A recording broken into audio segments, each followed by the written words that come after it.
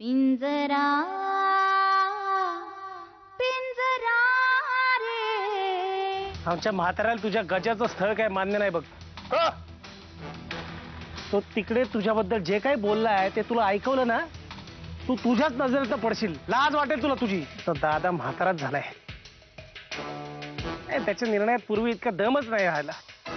कधी कधी एकदम लहान मुलासारखं कट्टीच काय घेतो, बोलणंच काय बंद करतो, ओरडतो काय. मला जर का संधी मिळाली ना कधी, त्यालाच संपून टाकेल मी. ज्या बाईनं त्याच्यावर एवढा मोठा हल्ला केला ती या समजेतून सहज सुटली गुलाबताई. ती परत त्याच्यावर हल्ला नाही करू शकणार. पण ती हे समजा कवा करेल जेव्हा तुम्ही इथं असाल ना. अगं तू आणि ईर पळून जाऊन आता लगीन करा. कशाला इथली दळणं दळत बसलाय. खूप मुश्किलीनं हा निर्णय घेतलाय. खचवू नकोस. तुझ्या वडिलांनी त्या पोरीच्या नावावर जी प्रॉपर्टी केली आहे ना, ती दिसते तात्याला. म्हणूनच आता त्याला लवकरात लवकर गजाचं लग्न त्या पोरीशी करून द्यायचंय. पण त्याला एक कळत नाहीये, या लग्नामुळे सगळ्यात जास्त नुकसान त्याच्या पोराचंच होणार आहे. अगं मम्मा, पण तो गजा तरी कसा लग्नाला तयार होईल ग? का नाही होणार? काय कमी आहे त्या पोरीच्या? मला विचारशील ना तर त्या गजाशी कुणीतरी लग्न करायला तयार झालाय हेच पुष्कळ झालं. पण नाही, आता तू बघच. काय वाटेल ते झालं तरी मी त्या पोरीचं लग्न गजाशी होऊ देणार नाही. म्या वीरच्या भल्यासाठी जे काही बी करायला जाणार आहे ते निर्विघ्नपणे पार पडू दे. आता आपल्याला लवकरात लवकर काहीतरी हालचाल केली पाहिजे. नारायणीपासून डिवोर्स घेतल्याशिवाय मला पुढे काहीच करता येणार नाही. गजा, अरे मी आनंदीशिवाय जास्त दिवस नाही जगू शकत. जीव गेलेला परवडेल एक वेळेस. दादा, अरे काय बोलतेस तू असं? गजा, तुला खरंच माझी काळजी वाटते? गजा, मला तू एवढं सांग की तू फोन करणार आहेस की नाही?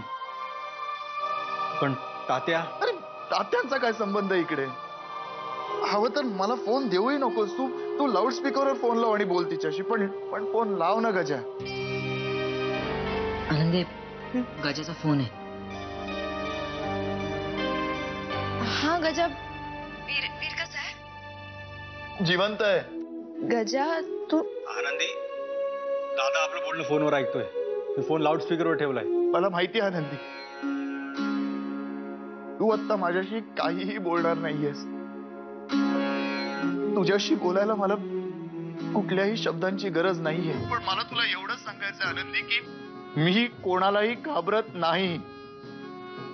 अगं तुझ्या वाड्यासमोर येईन आणि ओरडून सगळ्यांना सांगेन की माझं तुझ्यावर प्रेम आहे Anandi. I love you. I love you.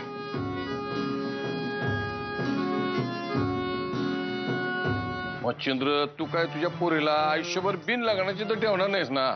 त्या मुलगी जन्माला आल्याची बातमी ज्या दिवशी कानावर पडते ना, त्याच दिवशी त्या मुलीसाठी योग्य साथीदार कोण याची चक्र त्या मुलीच्या बापाच्या मनात सुरू होतात. 2 मुलींचा बाप आहे रे मी. म्हणून फक्त मीच तुला हे सांगू शकतो. मच्छिंद्र, मी तुझ्या सगळ्या मताचा आदर करतो, पण तुला मला एकदाच सांगायला पाहिजे की माझ्या पोरामध्ये काय वाईट आहे. हो आनंदी, जे काही बोलायचंय ते न घाबरता बोल. हा विषय संपवून टाक एकदाचा. बोल बेटा, बोल बोल बोल बोल. मला माहिती आहे ती गजाशी लग्न करायला कधीच तयार होणार नाही. अरे तीच काय, आमच्या घरातला कोणताच माणूस या लग्नालाच काय तुझ्या प्रस्तावाला सुद्धा हसेल. माझा गजासाठीचा तुझ्या पुढ्यात ठेवलेला प्रस्ताव तुला मंजूर आहे का? बाबा, मला गजाशी लग्न करण्यात काय बी अडचण नाहीये. गजा मला पसंत आहे.